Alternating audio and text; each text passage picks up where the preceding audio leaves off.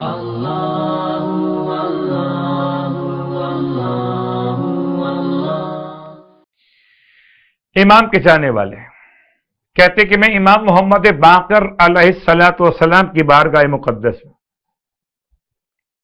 اور امام کے ساتھ مجھے شرف حاصل ہوا کہ میں امام کے ساتھ ساتھ بیت الشرف سے باہر آ رہا تھا کہ امام علیہ السلام کے لب ہائے مقدس ہل رہے تھے، جیسے آپ کوئی ذکر خدا تلاوت کر رہے ہو۔ تو میں نے امام سے درخواست کی، مولا میرے ماں باپ آپ پہ قربان جائیں، آپ کچھ تلاوت فرما رہے تھے گھر سے نکلتے ہوئے۔ امام نے ارشاد فرمایا کہ قسم پروردگار عالم کی کہ جو میں تلاوت کر رہا تھا، اگر کوئی بھی یہ تلاوت کرے گھر سے نکلتے ہوئے، یعنی کہ ان جملات کو گھر سے نکلتے وقت پڑھ لے، تو پروردگار عالم اس کی دنیا اور آخرت کی حاجتیں پوری کر دیتا ہے، یا اس کی حاجتیں پوری فرما دیتا ہے اور دنیا اور آخرت میں اس کی کفایت فرماتا ہے، اور جس کے لیے خدا کافی ہو گیا اس کے لیے کسی اور کی حاجت نہ رہی۔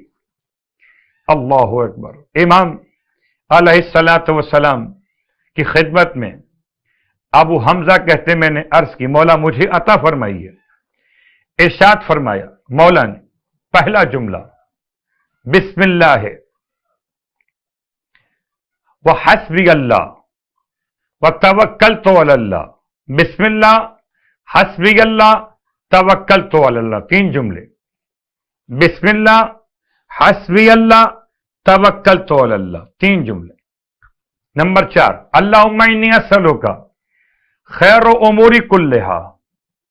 پروردگار میں آپ سے سوال کرتا ہوں اپنے امور میں تمام تر خیر و عافیت کا، تمام بہتری کا میں سوال کرتا ہوں، اپنے تمام امور میں بہتری اور خیر کا۔ وَأَعُوذُ بِكَ مِنْ خِزْيِ الدُّنْيَا وَالْعَذَابِ الْآخِرَةِ، اور میں آپ کی پناہ چاہتا ہوں دنیا کی رسوائی سے، دنیا کی ناکامی اور نامرادی سے، اور آخرت کے عذاب سے۔